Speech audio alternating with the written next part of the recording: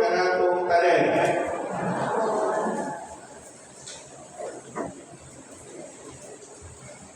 Karong sa ato ang anibersaryo, ako na lang isulit-sulit ang panahon nga kanang ako'y mumisa.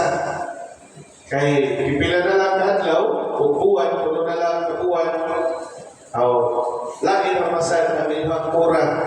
Kurang pasinsahin lang ko na ako iniwisahan ko, ginirugma. Kay nakauna-una ako nga puno na ako katuing, huwag ko doon kamisang pista, dili sa tuwa. No? Kay makuha ko kita ng bispo, makuha tayo ng senior. Eh kung mas maayo siguro, ako lang sa ang umpisa. Kaya nakatong ibayan sa obispo, atong ibayan sa atong bisita, atong lang ibayan sa ato ang utang. No? Kaya ako mayon kaayo. Karon ang atong utang na nasa 2.5 million instead of 4 million. Kaya nakuha naman na to ang stained glass. So nasa 2.5 million. O manikabo ka, nakuman hindi mo ato ang piyesta, makabayan ka at least 1 million sa ato ang kaning yutangan sa itong kontraktor. No? Kay naamantay kanang raffle draw. So, ako gawag, kung palit na yung raffle draw, baka ginaginawa yung tagamay amin. No? Mahuman yung raffle draw, makabayan ka at least 1 million, 1.5 million lang. Kaya ato anak ko hapon within 2 months. No, una ko mula ka within makuha tanan. Ano man, maghimo anta sa ato ang souvenir program. No, atong souvenir program ay isuon ginaghimo ko og editing team niini. Puros mga batanon ang nagdami ini no sa atong souvenir program. Una po yung mga maestra nga nagdami ini sa atong souvenir program. Ganing ang ato ang kuan, ang ato ang editor-in-chief, no? Usa sa sarmayon nato, no? Kas kuan, anak ni Kapitoy, si Batso, ang editor-in-chief, o kalambuban sa iyang team, mga members niya for this souvenir program. Ang atong souvenir program, ang igsuon, langit ni siya sa atong naanda nato, no? Although, nanginahanglan ta o mga sponsorship sa mga gagmay dagko ng mga tindahan, no, ato na i-publish nato sa ato ang pagkani siya mas sa social gamay pagpain no, dito na mga papel, dito na mga pictures na pinatag o pinagbuban na sa mga talents pa-pride sa ato ang parokya. Kaninin, picture ng mga tao, mga pari, mga politiko, na nakatabang sa ato ang parokya. No? O sa mga pamilya na nitabang sa ato ang parokya. And we will do some writings about the history and the events of our church, no, for more than 57 years nato na nahimong kitang parokya. Sa ato pa, kanimo ato ang imuon sunod sa souvenir program, dilangkuba ni nato tanan. Ang pamutana, nga nag-ihimo makuni. Remembrance sa mali, sa ako ang pag-stay ini, dili. Kani siya, Remembrance Day, diha sa inyong pagpugi, pagpaanindot sa ato ang simbahan. This is a testimony na ang paghimo nato sa latest na itong simbahan, ang nagduma niini, ang nagtabang, tinabangan ni kita na diri. Gawa kita mga major sponsor, kamiyata na ito, 1 million, 2 million, 3 million sa atua. No? Sa mga pamilya ini nga nagasahan sa Ginoo, nga mitabang, no? Sama kaninyo, mga ordinaryo mga tao, mitabang sa ginagmay, sa dinagko, kapag hatag niini. We never top people nga mga politiko upan pa just to help us apan kita ngayon so mo na mga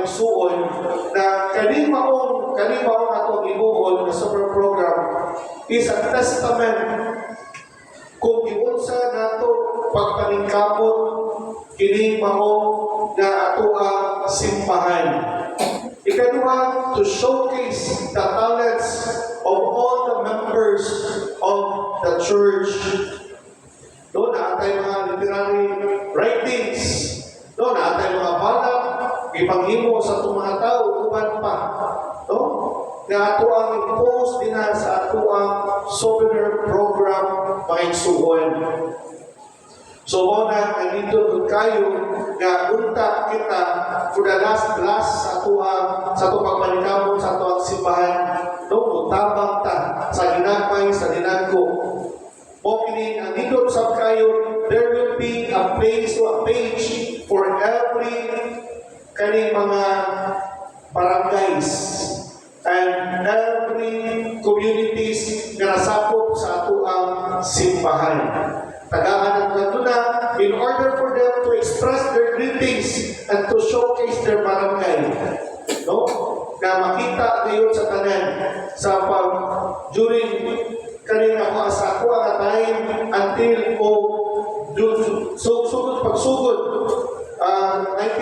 1968 until this time makita na to ang dagan, ang improvement, ang kaligpod sa ato ang simbahan. Kaya naman mga igsuon, we are celebrating anniversary sa atong pagkaparokya. Dili naman ninyo na we are just celebrating. No? We are just commemorating this day nga nasa ulog na sa ato ang piyesta o sa atong anniversary. But this is the best time also to thank God for all the blessings na iyang ihatag alang kanatong tanan. Sa katupang katuang iyong mga ginikanan kaniadto hangtod karon, we are surviving and we are improving as one parish church na under the leadership of our patron saint, Saint Martin de Porres, o sa ato ang segunda patron na si Santa Filomena. Yan, iteksan ko ganihan na kaler.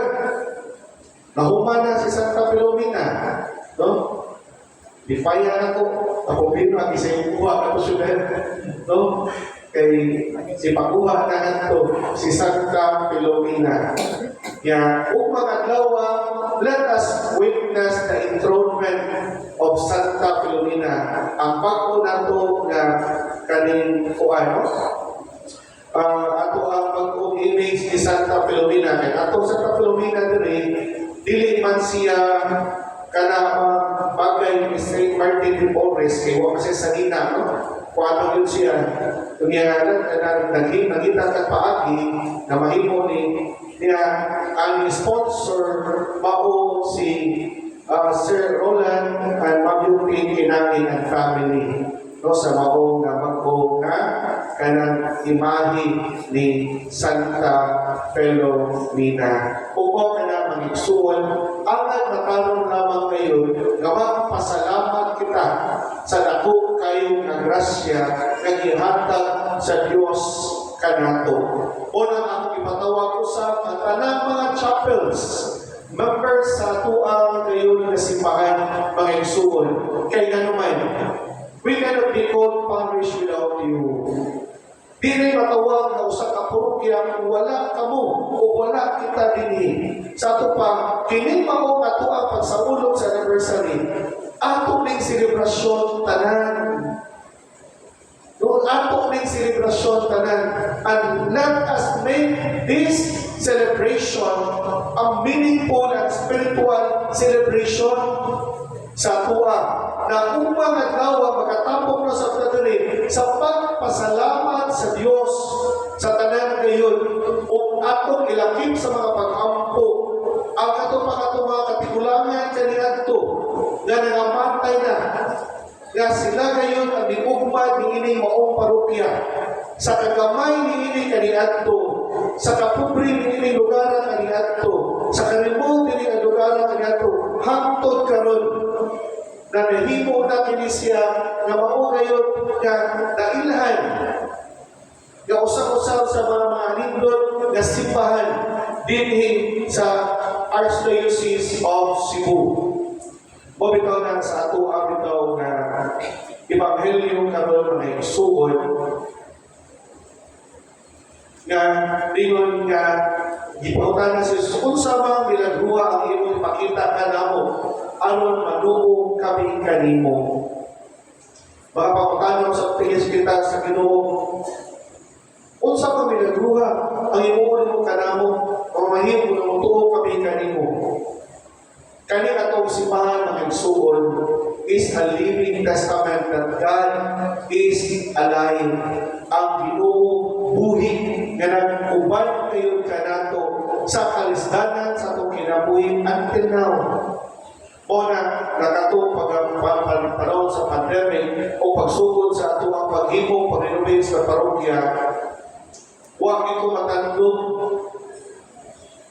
nga taga ng komento na usapan ng parihawi, magsigil ng pangayo, tagahuman sa misa, pangayo, tagahuman sa misa, panghagyo. Pero sige lang, ikaw, time will come, no? Nga makasabot rin mo, nganong ako, nagpapaga yung daw, nga nangayo kaninyo. Why?